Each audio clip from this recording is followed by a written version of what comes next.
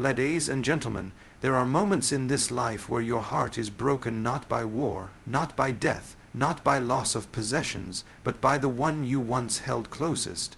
When she turns to another man and walks away from you, do not chase her.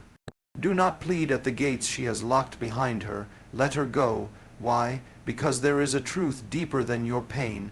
In the beginning, when God joined man and woman, it was covenant, not contract. A covenant is not based on feelings or convenience, but on faithfulness. When she chooses another, she does not just walk away from you. She walks away from covenant. And if she walks away from covenant, she walks away from the blessing attached to it. Let her go. Do not war against Providence. For sometimes what breaks your heart is what saves your soul. Sometimes the rejection of man is the redirection of God. He who shut the door to the ark also shut the door to the past. There are doors that close not because you are unworthy, but because you are being delivered. Let her go. The love you gave was not counterfeit. The hours, the prayers, the kindness, they were real, but not all things that are real are meant to be permanent. There is a time to plant and a time to uproot. And if she uproots herself from your life, let her go. The soul is a sacred temple, not a marketplace. You do not keep open the temple courts for those who have defiled the altar. You cleanse it, you preserve it. You protect what God has sanctified. Do not beg to be chosen by someone who has already chosen otherwise. For when she walks into another man's arms, she reveals something to you, that her story is no longer meant to be written in your chapter. And that's not tragedy, that's mercy. Let her go. You are not less because she left. Your value is not determined by the blindness of another. Do not take on the shame that belongs to her decision. You are not empty. You are being made ready for fullness. Let her go, not in bitterness, but in boldness, not in rage, but in reverence. For if you hold on to what God is removing, you may miss the one He is preparing. So walk on, heal, rise, be faithful, not to the one who left, but to the one who never did. Love, when it is true, is not founded on convenience or fleeting emotion. It is a covenant, a sacred bond, a vow of loyalty not just between two people, but before the eyes of God Himself. It is written not on paper, but etched into the spirit. And when a woman chooses another man, it is not simply a shift in preference. It is a breaking of that covenant. That choice reveals something deeper than attraction or circumstance. It reveals where her heart has already gone long before her body followed. What was once a sacred flame burning between two souls has been allowed to flicker and be replaced by another fire, strange and foreign to the original promise. There is a stark difference between covenant and convenience. Convenience says, I will stay as long as I am comfortable, as long as I feel fulfilled, as long as my needs are being met the way I want them to be. But covenant says, I stay because I vowed to stay. I love because I have chosen to love. I remain not because it is easy, but because it is right. The tragedy of our age is that we have traded covenant for comfort, sacredness for selfishness, permanence for pleasure. And when she leaves, when she walks away and chooses another, she has declared her allegiance not to love as God defines it, but to love as the world distorts it. You must understand, it is not about you being insufficient. It is about her revealing what she was truly committed to, and sometimes that truth is painful, but it is better to be hurt by truth than to be comforted by a lie. When she chooses another man, she tears the veil off what was hidden.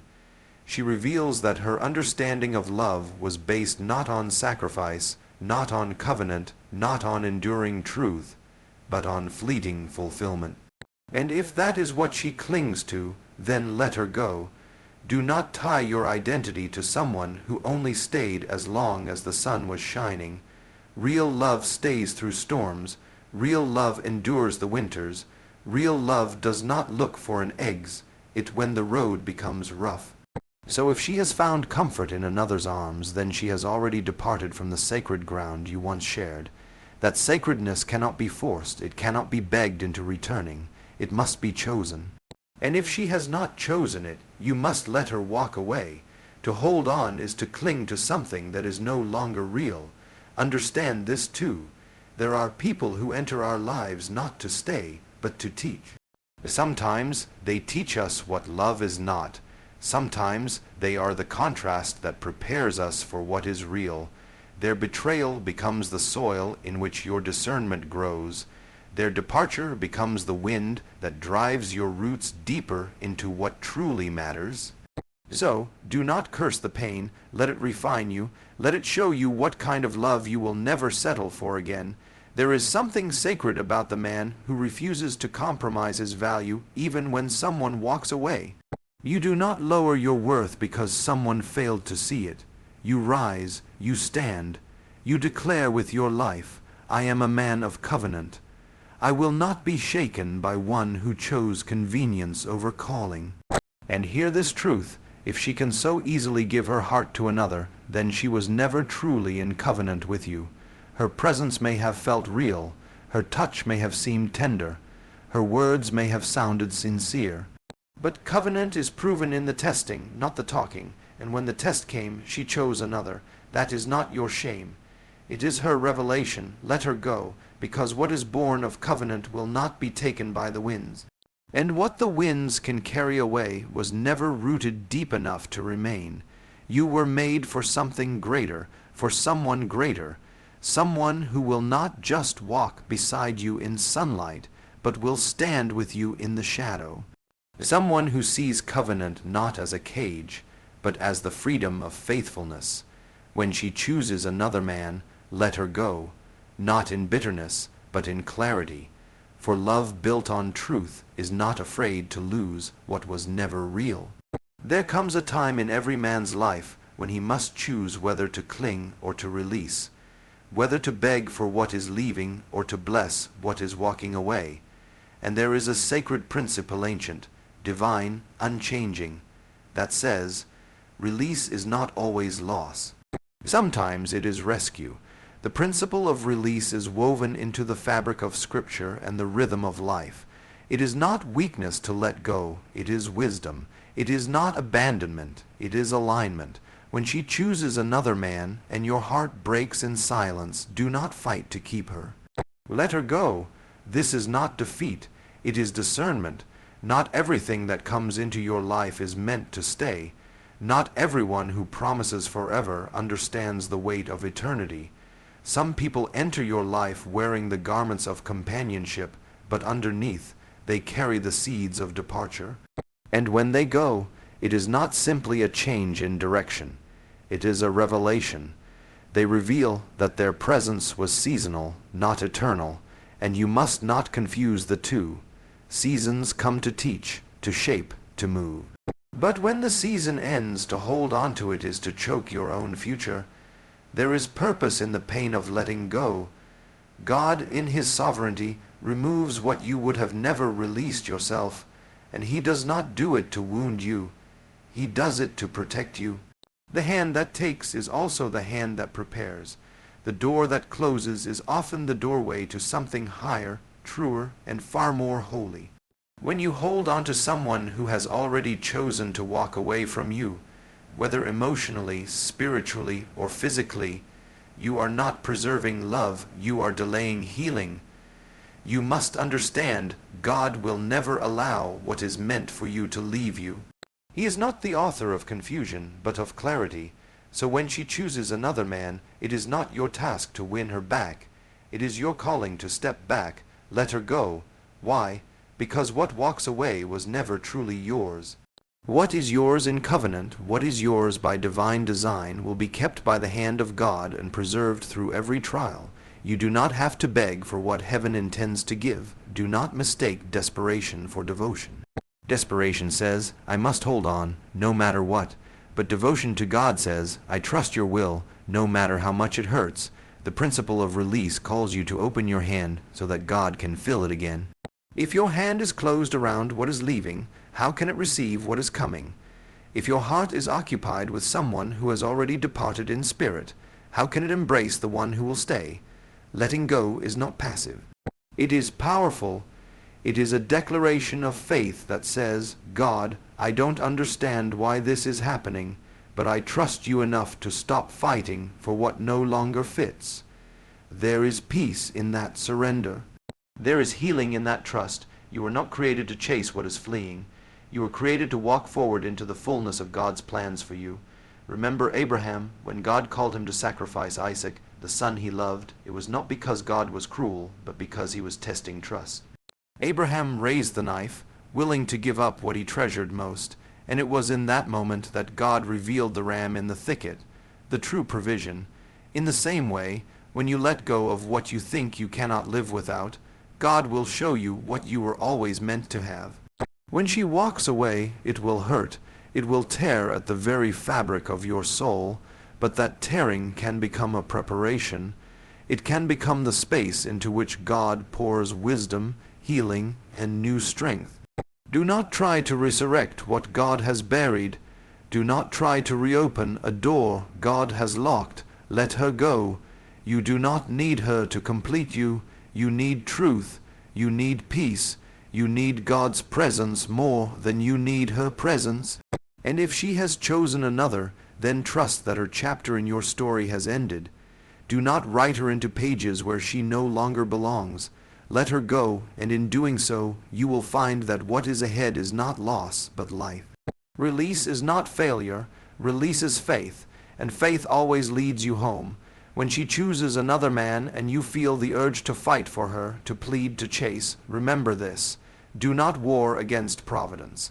There is a line you must never cross, and that is the line between faith and force. When God is shifting your life, when his hand is at work to remove what is not part of your destiny, it is dangerous to fight against that divine movement. It is not bravery to pursue someone God is pulling away from you. It is disobedience dressed in desperation. There is a higher wisdom at work, a wisdom that sees what you cannot see and knows what you do not yet understand. To war against Providence is to attempt to rewrite a story that God himself is authoring. You are not the author. You are a character, and the characters do not control the plot. They walk through it in faith, trusting that the one who writes the story knows exactly where it needs to go, even if the current page is painful. When she walks away, when she chooses another, you must not spend your energy trying to hold the story where it no longer fits. Her leaving may be the turning point in your narrative, not the ending. When the Israelites were in Egypt, there came a moment when Pharaoh hardened his heart again and again, and yet God was moving. And there was a point when Pharaoh's resistance was no longer just his own stubbornness. It was part of the divine plan. In the same way, when someone turns from you, it may appear at first to be rejection, betrayal, or confusion. But sometimes it is something far deeper. It is providence, and to resist it, to try to undo it, to chase after what has already chosen another direction, is to make war with the wisdom of God. There is a profound danger in fighting for something that God is removing. You may win her back for a moment, but you will lose your peace. You may convince her to stay for a season, but you will carry the weight of a relationship God never intended to restore. When he removes, he is not punishing you, he is protecting you. And if you keep reaching for what he has already released, you will only delay your healing and obstruct your future. Letting go is not giving up, it is aligning yourself with heaven. It is choosing to walk in step with God rather than against him. When you trust that his plans are higher, that his thoughts are deeper, you stop trying to control what was never in your hands to begin with. You stop praying for her to come back and start praying for your heart to be whole. You stop asking why she left and start asking what God is building in the silence. You must understand that providence does not always feel good when it arrives. It often looks like loss. It often feels like betrayal. But in time, you will see that what looked like the end was the beginning, that her choice to walk away was the very thing that set you free from a story that no longer carried grace. You don't want to be in a place where grace has departed. You don't want to cling to someone who was never willing to stay in covenant. To keep trying to fix what God is finished with is not love. It is idolatry. Even Jesus, when he stood before the rich young ruler and watched him walk away, did not chase after him. He loved him, yes, he offered truth, but when the man chose his own way, Jesus let him go. That is divine restraint, that is wisdom, and that is the model you must follow. If Jesus himself did not fight to force love where love would not stay, then neither should you. To war against Providence is to war against your own becoming. The pain you feel now is temporary, the confusion is passing, but the outcome, if you trust God, is eternal. One day you will look back and thank him for the no. You will praise him for the door that didn't open. You will stand beside someone who loves you with integrity and faithfulness, and you'll understand why the one who left had to go. So when she chooses another man, and your heart aches to reverse time, to win her back, to fix what's broken, pause. Look upward. Let the war inside you end. Trust the author. Trust the pen in his hand. Trust the story he's writing. Do not war against Providence. Walk in it, and you will find peace that no person could ever take from you. There is a sacredness within you, a holy place not made with hands, a sanctuary not built of stone or wood, but of spirit and truth. Your heart, your soul, your inner life is not common ground. It is a temple. And like every true temple, it was meant to house what is pure, what is worthy, what is consecrated. So when a woman, whom you once welcomed into that temple, chooses another man, the decision you must make is not whether to chase her, but whether to protect the holiness of your inner life. And the answer is simple: let her go, because the sacred space must not be filled with what is no longer consecrated. There are moments in life when loss reveals not what you lack, but what you must guard. The pain you feel is real, but it is not your ruin. It is your reminder, a reminder that not everyone is meant to dwell in the temple of your soul. Not everyone belongs in the inner courts. And some, though once welcomed, prove by their choices that they never truly honored the sanctity of that space. When she walks away to be with another, she desecrates what you once shared. The vows, the affection, the intimacy, they are not just emotional acts, they are spiritual realities. And when she gives to another what was once sacred between you, she profanes the covenant, and that covenant cannot be preserved by pleading. It must be protected by release. Your heart is not a public arena where people come and go as they please. It is a holy of holies, and just as in the days of the tabernacle, not everyone was permitted to enter. Only those called, purified, and prepared could come near. And when someone proves they are willing to bring compromise, confusion, or corruption into that space, the answer is not to beg them to stay, but to close the veil and guard the door. This is not pride. It is purity. It is not harshness. It is holiness. You were never meant to allow your soul to be a revolving door for indecision and betrayal. When you love, love deeply. But when that love is rejected and redirected to another, do not allow your soul to remain a place of longing and torment. Cleanse the temple, rebuild the altar, light the fire of worship to God again, not to the memory of a woman who walked away. Too many men allow their inner sanctuary to become defiled by the presence of what was. They rehearse her memory, they idolize the moments, they replay the pain, and unknowingly they leave the doors of their temple wide open for darkness to enter. That is not strength, that is spiritual vulnerability. There must come a moment when you say, no more, not out of bitterness, but out of reverence for what God has placed within you. There is something holy in you. It deserves to be honored, and if she could not honor it, let her go. God is not the author of chaos. If her presence brought confusion, if her departure brought peace, even through pain, then you have your answer. There are some who are allowed to walk with you for a time, but they are not permitted to stay in the inner court. Their time expires not because you are unworthy, but because they are unready or unwilling to match the weight of glory that rests upon your life. Let them leave. When Jesus cleansed the temple, he did not weep over the tables he overturned. He did not mourn the doves and the coins that scattered across the floor. He drove out what did not belong so that the presence of God could dwell there again. That is your calling too. Drive out the confusion. Drive out the longing for one who has defiled the trust. Cleanse the place she once occupied in your heart so that what is holy can be restored. Your peace, your clarity, your strength.